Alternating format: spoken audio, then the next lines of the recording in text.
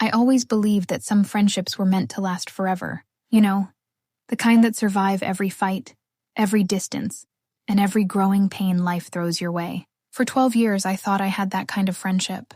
But as I found out, loyalty doesn't always go both ways. My name's Julia, and this is the story of how my best friend of 12 years betrayed me in a way I never saw coming. Cassidy and I met when we were just kids, around grade 7. From that moment on, we were inseparable.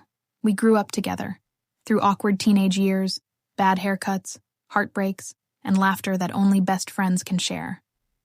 12 years. That's half my life, and for all that time, I truly believed she was my person, the kind of friend who'd show up no matter what. But as it turns out, I was wrong. Before I tell you how everything fell apart, let me tell you a little about her. Cassidy was stunning, the kind of beautiful that turns heads when she walks into a room. She had this dirty blonde curly hair, bright green eyes, and that natural glow people can't fake. She was the girl everyone noticed, effortlessly charming and confident. And me? I wasn't ugly, not by any means. But when you stand next to someone like Cassidy, it's hard not to feel invisible sometimes. I knew I was pretty, but I'd be lying if I said I didn't feel insecure beside her. Still, I loved her like a sister, and that's why what she did cut so deep. It all started earlier this year. There was this guy, let's call him Stefan. He was funny, smart, kind, the kind of man who actually listened when you spoke. I was teaching in my hometown for the school holidays, and one afternoon while hanging out with Cassidy, I told her about him. I showed her his photo, talked about how cute he was, how much I liked his personality, all the little things that made me smile whenever I thought about him. Cassidy looked at his picture, wrinkled her nose, and said, he's not really attractive.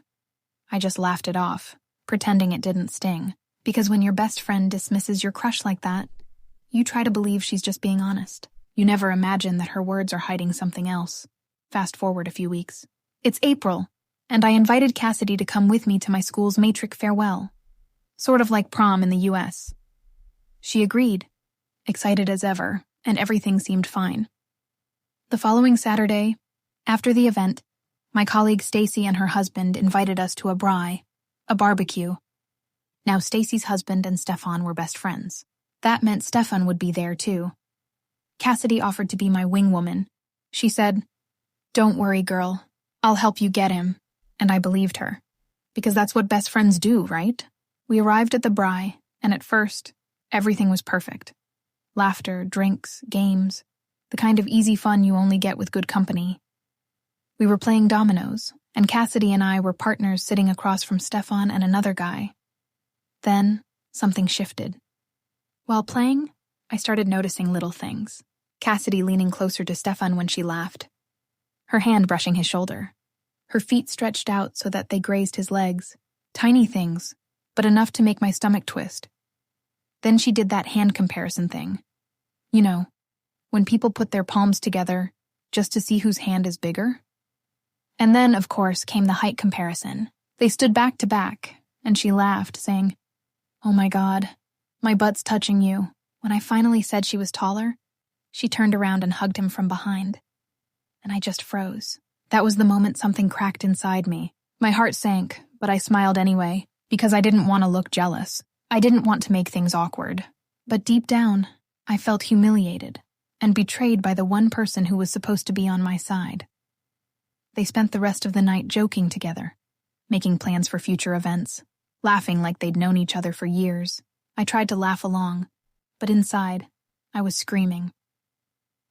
When the night finally ended, I went home and told my other best friend Lee about what happened. She told me I should talk to Cassidy about it, that communication was key. But I didn't, because I didn't want to lose her over a crush. I told myself I was overreacting. I convinced myself she wouldn't do something like that.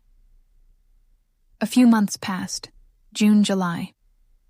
Cassidy had gone on a short trip, and when she came back, she came over to my place. It was me, her, and Lee sitting around chatting like old times. Then, Cassidy casually mentioned, "Oh, by the way, Stefan followed me on Instagram." I laughed nervously, and she added, "I'll use this opportunity to set you guys up." But something about her tone didn't feel right. By then, I'd already built a wall around my heart. So I just lied and said, Honestly, I don't like him anymore. She smiled, relieved. And that's when she told me that she and Stefan were talking about logistics for a trip they'd be taking together to my town in August. I nodded and pretended not to care. But every update she gave me after that, every mention of his name, felt like a dagger twisting deeper. Then came the weekend of the event. August 14th, Cassidy arrived at my school buzzing with excitement. She couldn't stop talking about how fun the drive up with Stefan had been. They had nicknames now, inside jokes, and when she used one of them and I didn't recognize it, she laughed and said, "Oh, it's just an inside thing between us." My heart broke all over again. The next day we were watching my school's rugby match. Cassidy sat in front of Stefan, leaning against his legs, practically between them. And he didn't move. He didn't seem to mind at all. Something inside me snapped. I tried to rearrange our seating so I was next to Stefan and she was next to me, but even then, her hand found its way to his knee. Every time they spoke, they touched. Every time they laughed, they locked eyes. And I knew something was going on. Later that night, we all went to a bar. They sat next to each other again. They danced together when I wasn't around. And the worst part? Every time I left the table, even for a few seconds, they'd start again. Laughing, touching, whispering. By the end of the night, I was done. Completely done. When it was time to leave, Cassidy acted drunk, even though she doesn't drink. And when Stefan drove us home, she refused to get out of his car. He had to practically lift her from the back seat. From where I stood, it looked like they were kissing. And that was it. That was the moment I knew my best friend, my sister, had crossed a line she could never come back from. The next morning, she left, with Stefan. Just the two of them. And I stood there watching her drive away, wondering if the last 12 years had meant anything to her at all. But as much as that moment broke me, it wasn't even the worst part. Because what happened next is what truly ended our friendship forever. When Cassidy left that morning, I stood at the window and watched her car disappear down the road. A strange mix of sadness and anger sat heavy in my chest. I kept telling myself that maybe I was being dramatic. Maybe nothing really happened. And maybe my insecurities were just playing tricks on me. But deep down, I already knew something wasn't right. A week passed before I heard from her. She texted me like nothing had happened. "Hey, I miss you," she wrote with a heart emoji. I stared at my phone for a long time before replying. I didn't want to start a fight, but I also couldn't pretend everything was fine. So I just said, "Hey, how was your trip back?" She replied almost instantly, talking about how much fun she'd had, how everyone was so nice, how Stefan was such a great guy. It was like a knife through my chest. There was no mention of how weird things had been that weekend, no hint of guilt, no sign that she noticed how uncomfortable I was. I told myself I needed to stop caring. I tried to move on with work, distract myself with lesson plans, and focus on my students. But late at night, when everything was quiet, my thoughts kept circling back to that image of her laughing with him, touching him, whispering in his ear while I sat there trying to keep my smile from shaking. 2 weeks later, I got the confirmation I was dreading. It was a Saturday afternoon. I was scrolling through Instagram when I saw a photo on Cassidy's story. She was sitting in a car, Stefan's car. I recognized the interior right away. Her caption said, "Spontaneous road trips are the best," with a heart and a wink. I felt my heart sink. I stared at that story for a long time, replaying it in my mind, hoping I was wrong. Maybe they were just friends. Maybe it wasn't what it looked like, but I couldn't shake the memory of that night when she wouldn't get out of his car. That evening, I called my friend Lee. I told her what I saw, and she sighed. "I don't want to jump to conclusions," she said carefully, "but honestly, it doesn't sound innocent." I didn't want to hear it, but I knew she was right. A few days later, I decided to confront Cassidy. I called her and asked if we could talk. She sounded cheerful on the phone, completely unaware of the storm brewing inside me. We met at our usual cafe, the same one we'd been going to for years. I sat there, waiting, my hands trembling around my cup of coffee. When she walked in, she looked perfect, as always. Her hair was done, her smile was bright, and she hugged me like nothing was wrong. "It's been forever," she said. I forced a smile. Yeah, it has. We talked about small things at first. Work, her trip, my students. And then finally I asked, so, how's Stefan? Her expression didn't change. She just smiled. Oh, he's good. We've been chatting a bit. He's really nice once you get to know him. Something inside me snapped a little. Chatting a bit? I repeated. Cassidy, you told me you were going to set me up with him. She laughed. Oh my God, are you still thinking about that? I thought you said you didn't like him anymore. I froze. She had used my own words against me, the ones I'd said just to protect myself. Yeah, I said quietly. I did say that. But I didn't mean it like that. I just didn't want to seem desperate after everything that happened at the braai. Cassidy rolled her eyes slightly. You're overthinking this. Stefan and I are just friends. Honestly, I can't believe you're still bothered by that night. We were just having fun. Fun? I said, my voice rising slightly. You were all over him, Cassidy. You knew I liked him and you still... She cut me off. You don't own him, you know. You can't call dibs on people. I sat back, stunned. That's not what I'm saying. It's about respect. You don't flirt with your best friend's crush right in front of her. She sighed, looking annoyed now. You're being ridiculous. I didn't do anything wrong. And just like that, I realized this conversation wasn't going anywhere. She wasn't sorry. She wasn't even pretending to be. I left the cafe that day feeling like 12 years of friendship had just been erased in a single afternoon. After that, we didn't talk for a while. The silence between us grew heavier with every passing day. I tried to focus on myself, on my work, my peace, my sanity. But the betrayal lingered, like a splinter I couldn't pull out. A month later, Lee called me again. Hey, she said carefully. I don't know if I should tell you this, but you deserve to know. My stomach dropped. What is it? I saw Cassidy and Stefan at the mall yesterday. They were holding hands. I went completely still. Are you sure? Yes. I didn't want to believe it either, but it was definitely them. My chest tightened. It felt like the world had just fallen out from under me. After everything.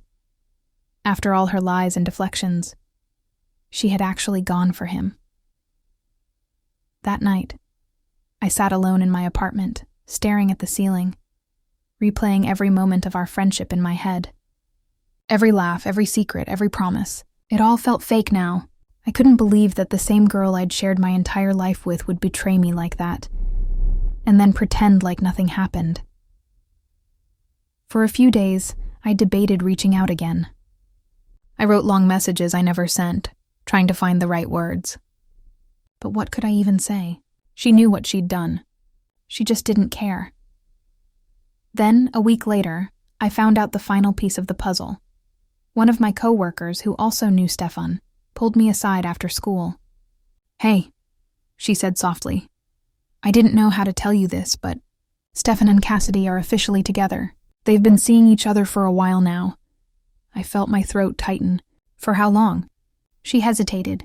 Since August, I think. August. The same weekend she came up for the event.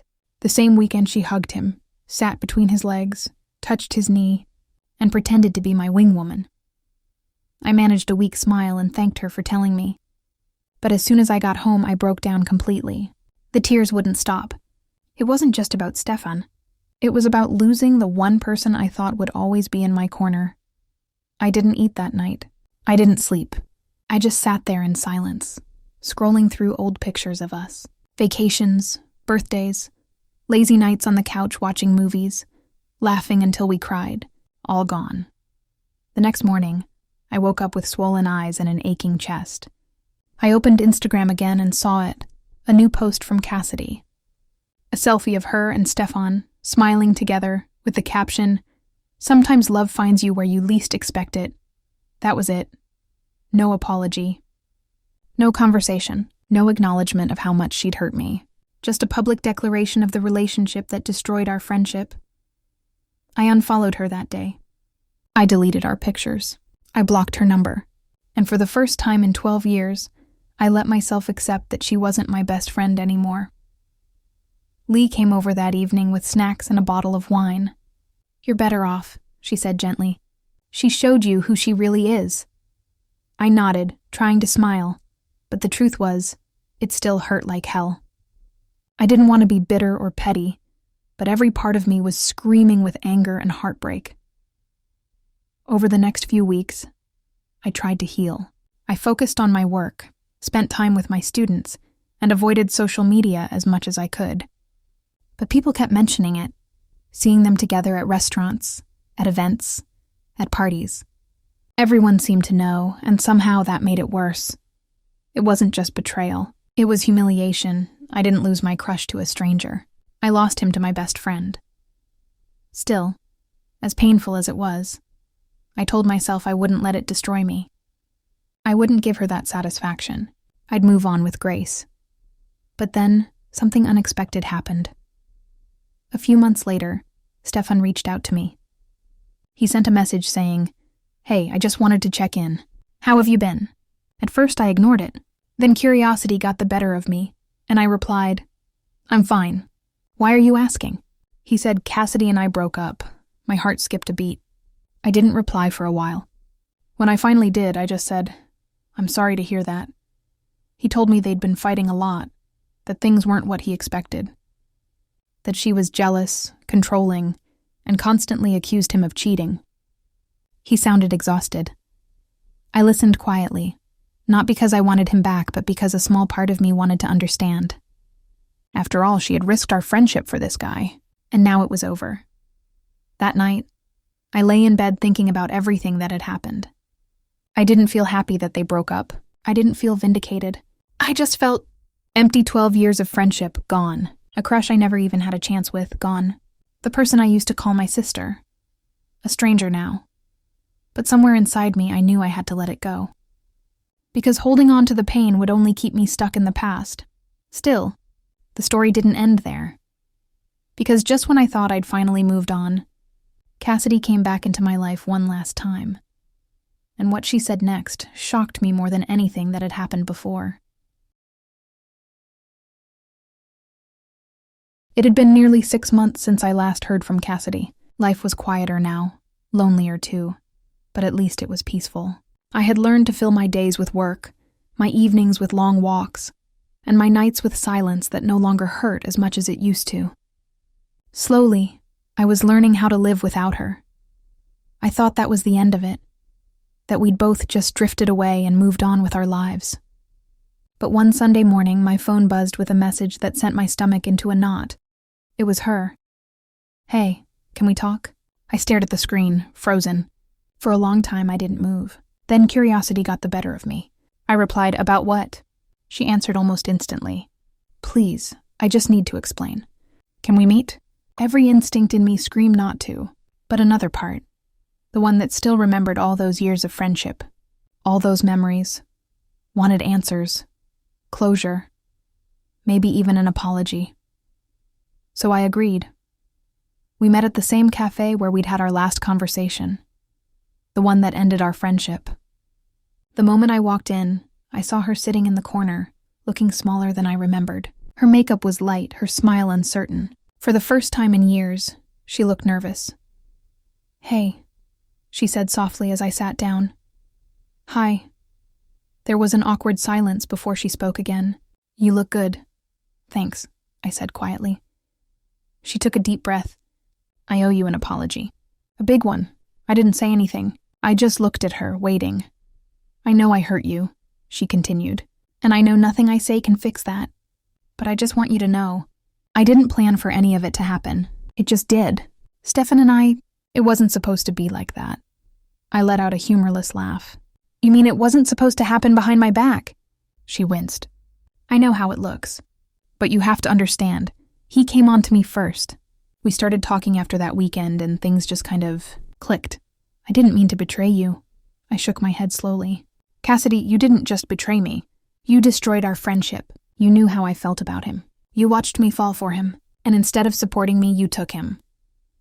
Her eyes welled up with tears. "I know, and I hate myself for it. Do you?" I asked quietly. "Because when I saw your post, that picture of you two with that caption, it didn't look like guilt. It looked like pride." She wiped her eyes, her voice shaking. "I was stupid. I thought I was in love. I thought it was worth it. But it wasn't. He wasn't." Something in her tone made me pause. I crossed my arms. What do you mean? She looked down, twisting the ring on her finger. He cheated on me, I blinked. With who? I don't even know. Some girl from his gym. I found messages a few months ago. When I confronted him, he admitted it. Said he wasn't ready for something serious. He left me, just like that. I didn't know what to say. For a long time, I just sat there staring at her. Part of me wanted to feel sorry for her. Another part felt cold, like this was karma catching up to her. I guess, she said bitterly. I got a taste of my own medicine. I looked down at my coffee. That doesn't make it right, Cassidy. I know, she whispered. And I'm not asking you to forgive me. I just wanted you to hear it from me. I wanted you to know that I'm sorry. Her voice broke at the end, and for the first time I saw genuine regret in her eyes. Not the fake tears or defensive excuses, just raw guilt. For a while, neither of us spoke. The noise of clinking cups and low chatter filled the silence between us. Finally, I said, You know what hurt the most? It wasn't losing Stefan. It was losing you. You were supposed to be my person. My family. She nodded, tears spilling down her cheeks. I know, and I ruined that. I ruined us. I'll never forgive myself for that. I looked at her for a long moment and then sighed. I forgive you. Her eyes widened. You do? Yes, I said softly. But not for you, for me. I don't want to carry this anymore.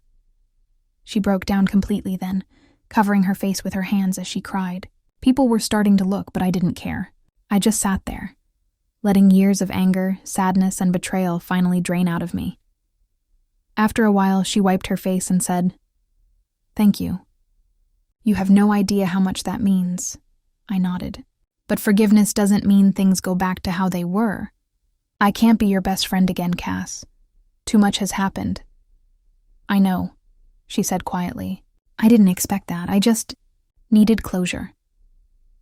We talked for a little while longer, mostly small talk about work, family, life. And then, when it was time to leave, we hugged for the last time. It wasn't like before. It was softer, sadder, final. When I walked out of that cafe, I felt lighter, like a chapter had finally closed. Weeks passed, and for the first time in a long while, I felt truly at peace. I didn't check her social media. I didn't think about Stefan. I didn't replay the past anymore. I just lived. But life has a funny way of bringing things full circle. A few months later, I ran into Stefan at a bookstore. He looked almost exactly the same. Confident, charming, but with a hint of something different in his eyes. Maybe guilt, maybe regret. He smiled when he saw me. Hey, long time. Yeah, I said, keeping my tone neutral. He hesitated before saying, Listen, I never got a chance to apologize. I know what happened between me and Cassidy hurt you. You didn't deserve that. I looked at him calmly. No, I didn't, but I'm over it. He nodded slowly. She told me she talked to you. She did. He scratched the back of his neck awkwardly. You know, I really did like you back then. I just made a choice, I said, finishing for him. And that's okay. We all make choices. He looked down, a small smile forming on his lips. You've changed. I had to, I said. He laughed softly. Yeah, you're stronger now. I didn't reply. I just gave him a polite smile, picked up my book, and walked away. That moment, walking away from him without anger, without sadness, felt like victory. Not revenge, not pride, just peace. Over time, I realized something important. Sometimes people break you not because they're evil, but because they're weak. And sometimes, the only way to truly heal is to stop waiting for them to make things right. You make it right for yourself. Cassidy and I never spoke again after that. She moved to another city a few months later. I heard from mutual friends that she was doing better, focusing on her career, trying to rebuild her life. I wished her well, quietly, from afar. As for me, I learned how to be okay alone. I learned how to trust again, carefully, slowly but honestly. One evening, while grading papers, my phone buzzed with a message from an unknown number. Hey, this is Ethan. I'm one of Stefan's old friends. We met briefly at that charity event last year. I was wondering if you'd like to grab coffee sometime. I smiled. Life, it seemed, had its own sense of timing. I didn't say yes immediately. I wasn't that girl anymore. The one who rushed into things, who let people take pieces of her heart without earning them. I'd learned to protect my peace. But eventually I said, "Sure, coffee sounds nice." That simple message marked the start of a new chapter. One built not on betrayal or heartbreak, but on honesty and slow trust. Sometimes the best revenge isn't anger or payback. It's happiness. Quiet, genuine, unstoppable happiness that no one can take from you.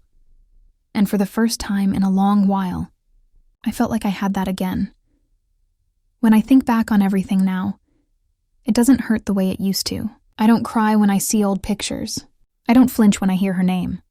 Instead, I remember it all as part of my story, the one that made me who I am. I used to think losing my best friend was the worst thing that could happen to me.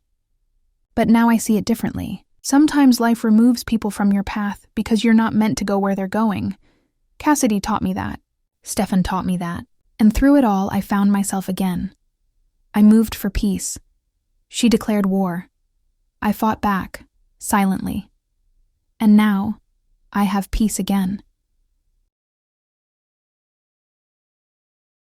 You know, sometimes the people we love the most become the very reason we lose our peace. But what they don't realize is, when you finally stop fighting for them, you start fighting for yourself. I thought losing her was the end of everything, but it was really the beginning, the moment I stopped begging for loyalty and started choosing peace. No revenge, no shouting, just silence and strength. Because real peace doesn't come when they apologize. It comes when you stop needing them to. So if you've ever been betrayed, take it from me. You don't have to get even, just get peaceful.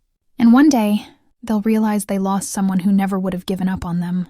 But by then, you'll be long gone, living free, and finally at peace. If this story spoke to you, leave a like, share it with someone who needs to hear it, and subscribe for more stories like this one, because sometimes the quietest endings carry the loudest lessons.